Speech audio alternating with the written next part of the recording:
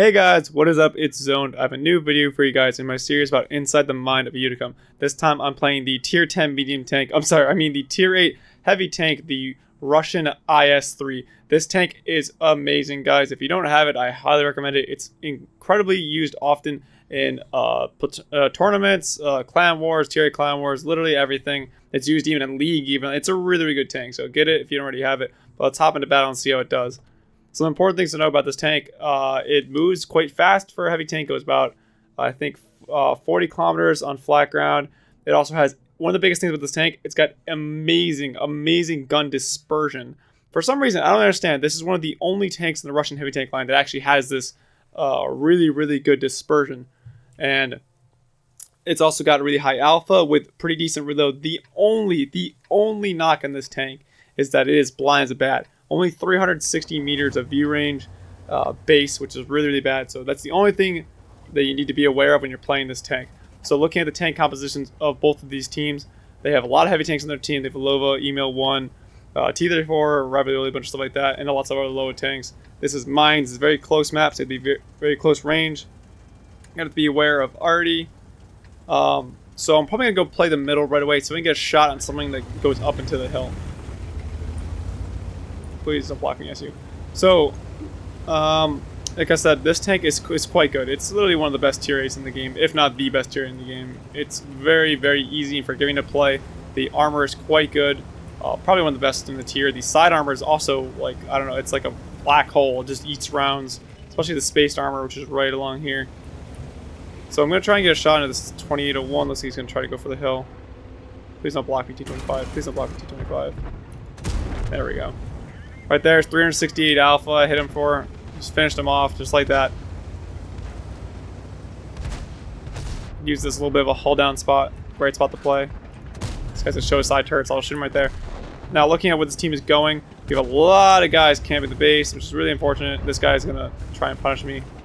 So I'm gonna try and get under.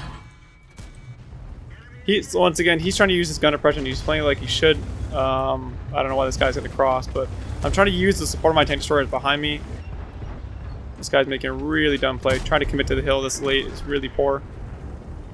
And so right now I'm just trying to hold down everything. We just killed the Ravioli, trying to hold down all these guys. I'll have a shot in this E8 in a couple seconds. Once again, guys, the dispersion in this tank is really, really good. The other thing is that the gold rounds are quite good. And some people don't like me using gold rounds, but guys, the gold rounds in this tank are quite good with 265 ABCR penetration. So I carry a pretty decent amount of them to use in late game clutch situations or if I need to pen a heavily armored tank. But right now, this game is wrapping up quite well because their team committed to the hill, and they mine's is kind of a coin toss. You go to the hill, and if they have more tanks than you lose. It's pretty much kind of how it goes. Oh no, I tracked him. I didn't get the penetrating shot. So these guys look like they might lose out here, so I gotta be aware of that. We have a ton of tank destroyers that are kind of just chilling behind me. I'm gonna try and put a shell into this Cheeto. Oh, the rocket there. Once again, guys, the dispersion in this tank is just insanely good. A lot of people consider, like I said, a tier 10 medium tank because the dispersion is very much similar to those tanks. The only tank that's unspotted for them is the AMX AC. I'm not entirely sure where he is. He's probably watching him, but I'm going to go for the shell on this T-34 anyway. Unfortunately, I bounce. So the AMX is overwatching this T-34. A little bit unfortunate, but understandable. It's a typical position for a tank destroyer. So these guys look like they're going to lose this fight, I think, which is okay. We already have control of the hill, so they won't be able to do anything once they win that. I'm just trying to look for shells on this T-34 at the moment. Probably not the best poke, but 5 hit points to trade right now, and we are up in terms of tanks and hit points right now. So I'm trying to just get some damage out before this game is going to end. Looks like we're about to win this the 9-0 line, so I'm kind of hoping my team is going to just come off hill and rush this T-34 as a team, but it doesn't look like it's going to happen. Looks like he's distracted. Yep, he's looking the other way. So I'm going to move in and kill this AMX 1375. Or at least push him out so my team can do that. And now I have this T-34 in a great position. He's in a crossfire, and he's stuck there. So now I'm going to try and pressure him without being shot by the AMX. Right there was a good bait. Oh, he's hauled down. Let's see if I can sneak it in now. Once again, one thing you can do is like the IS3, because of the pike nose, you can bait tanks like this. Try to get them to shoot the more angled side of your armor. I don't really recommend side scraping with this tank, unless you're playing against a player who you know is weaker than you.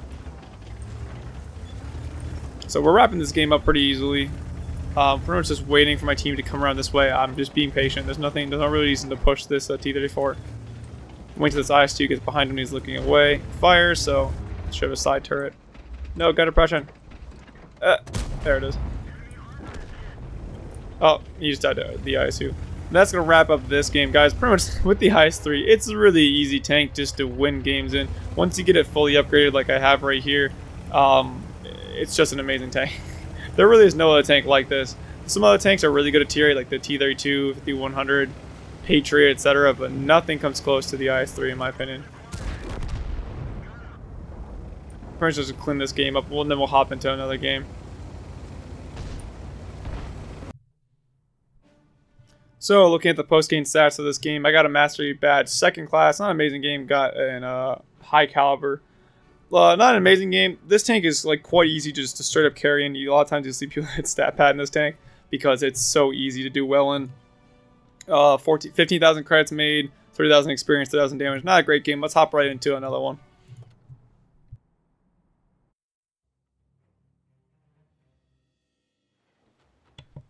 Now this should be a better game. I think it should show more of the qualities of the IS-3.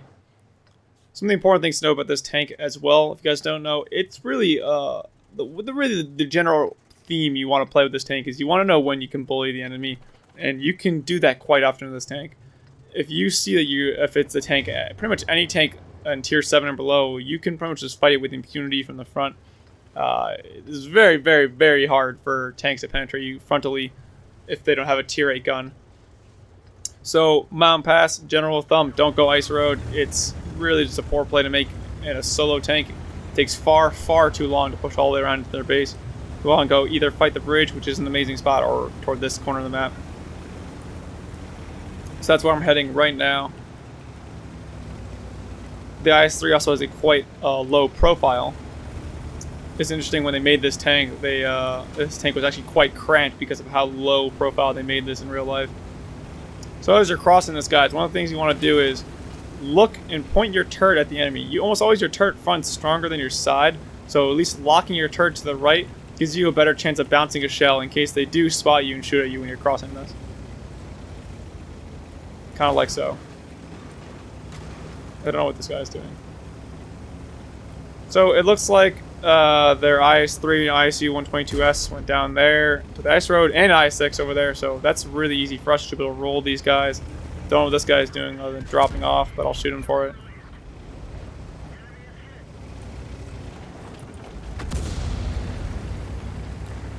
It looks like he's just going to fall off. I'll shoot the SU-122. This thing doesn't have the greatest of aim times, but it's counteracted by, once again, really, really good dispersion. I'll try to pick up the kill on this guy. It's unfortunate. I'll probably fall on this 416. Hold up. I won't need to.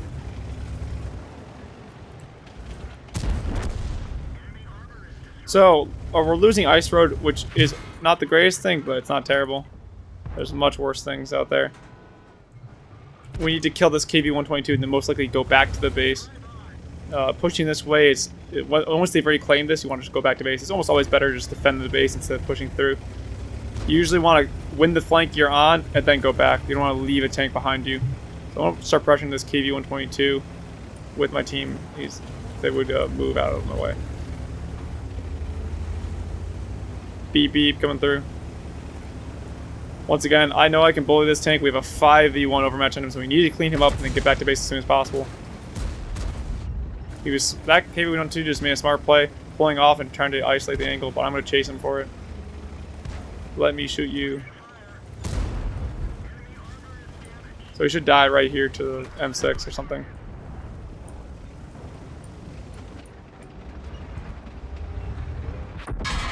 He just AT'd me. So I'm going to close back over here, put shells in. I just saw that this AT-15 is stuck in the water So I'm going to go down over here. This hasn't been a very good damage game for me, but it's recognizing overmatches and capitalizing on them. So this guy is just way, way too exposed right here. So I'm going to shoot him in the side. Hey guys, I make a pretty crucial mistake here, and I want to point it out, and it's that I underestimated how fast the enemy team was going to get to the cap. I didn't see that my team was basically just going to evaporate, and I took way too long shooting this AT-15. If tanks are pressuring your cap, it's almost always the better idea just to leave whatever you're doing and go back and secure your cap before re-engaging the enemy. Oh no, he turned. This guy is... Oh no, he just gave him a hull down. I see the Scorpion D is about to leave, so I should have shot this guy.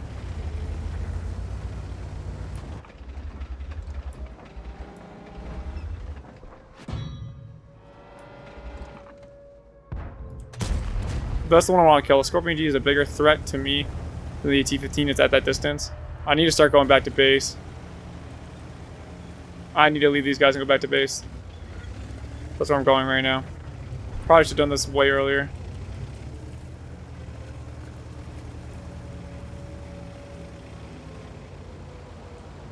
I hope I get back to base in time.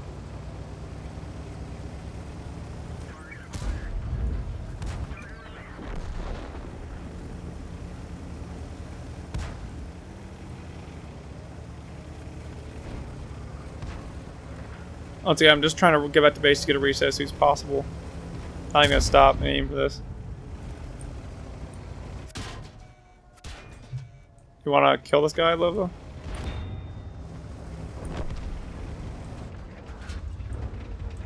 This guy in cap. Take this. Okay, I got the reset now. That's the most important thing. Now I can back off and start worrying about the other tanks, including this ISU in front of me. I'm not being shot in the back. Gonna try an angle. He's probably gonna penetrate me anyway. Yeah. We lost that game because I didn't go back to base in time. That was a mistake. I ended up doing okay in damage and blocked and stuff like that. But that's also one of the problems of the IS3. If you commit to a flank, you better win it quickly because a lot of times on maps like this, you can get capped out. So that was a mistake of mine. So looking at the post-game stats for that game, this was not a great game either. I made the pretty bad mistake of not going back to base in time. 617 base XP, probably the best on my team, but oh my god, this team. Sometimes there's just not a lot you can do when you have 6 players do 0 damage. But once again, I made a mistake. I should have went to back to base soon, sooner than I did. Let's hop into another game because that game was really quick. This is the last one. I wanted to show you guys this because I want to show you what it's like being the bottom tier tank in a top tier game. People have talked about this. What do you do in situations like this? And I always say that every tank has an influence on the battle. One of the things you want to do, guys, it's a tier 10 game. You're bottom tier. I would highly recommend pretty much whatever tank you're in to shoot gold. You need to be able to penetrate tanks and have an effect on the game. So I'm going to be shooting probably mostly gold this game. So looking at the enemy tank compositions, they have some really big tanks, E100, E5, 57, DPZ, E4. We don't really have nearly as big of tanks, so I think we're going to win the city, so I'll probably go there at the start. TDs can sometimes slow down this push really easily. So when you're in the bottom tier, this is kind of an important situation. You're more of a support role than what you normally are. Normally in the IS3, you're the tank that's taking all the hits. In reality, you don't really want to be that tank anymore. You just want to be someone that can put out damage and support your other tanks. So I'm going to roll this IS4. Looks like IS7 and M13 are going to come with me as well. I'm going to go roll into the town. Once again, the IS3 is actually quite good hull down tank as well. So if you can find a good hull down position, it can be quite good even against tier 10s. Because of its extremely small turret, and basically these couplets are impossible to hit. Although they can be penetrated. One of the weak spots of the IS3 is the roof. This part right here, the roof of the tank is quite easy to pen. If it's like somehow the bottom of the turret is top of the turret's more exposed, you should definitely shoot that. So now I'm kind of alone. I don't want to go too far forward without my team, so I'm just gonna chill here, wait for this IS7 and M13 to come move up. I'll try to ping to them and tell them to come with me. Just gotta be patient here. I see that a lot of their team isn't spotted out in field, so I'm not in a huge rush to try and push town. Just gotta wait for the IS-7 to come with, and then I'll probably work down the town with these 2 tanks. Side scraping is an okay tactic in this tank. I don't really recommend it because of the pike nose, but against average players, it's usually an okay idea. Against any good player, they'll know to shoot you in the flat side of the pike nose, so like right here. But it is a good way of limiting your exposure. I really want this IS-7 just to go. We need to get moving. Go. Sometimes force is what's needed to push tanks forward. Now we need to get some cross pressure onto these tanks. They are being, we're losing the field, looks like. They got too aggressive early on. So I'm going to try and put some pressure on this E4.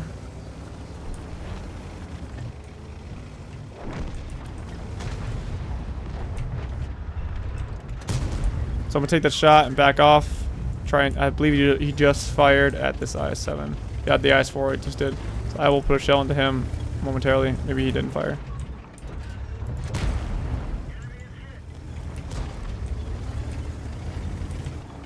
Not gonna try and block the IS-7 shot. IS-7, no, IS-7. So at least we killed the E4. That's a really important tank to kill. I've done about 1,000 damage so far. I need to help this IS-7 clean up this E75. I believe he has a side to us right now.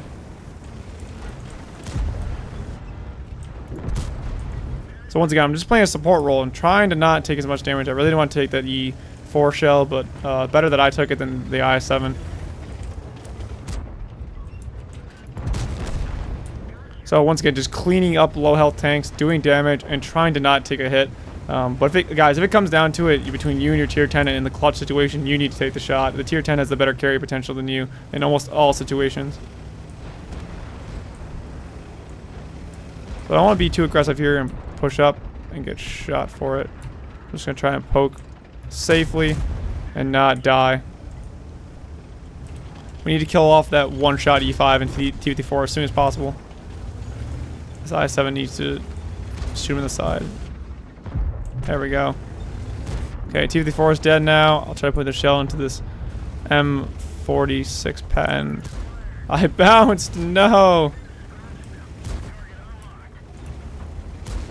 Okay, so we cleaned that tank up, which is good. I'm gonna try and put a shell into the back of this T-57. But once again, I'm trying to hit these tier 10s, get rid of their hit points. They're the ones that need to lose hit points as much as possible.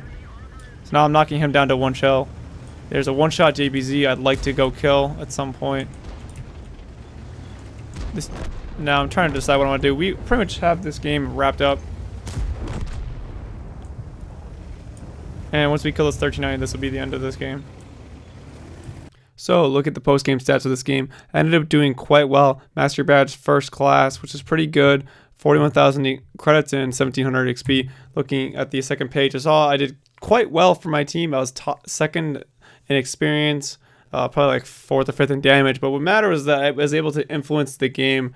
And even though I was a bottom tier, the IS3 is a great tank. Like I said, it plays like a tier 10 medium tank. It's quite a good tank.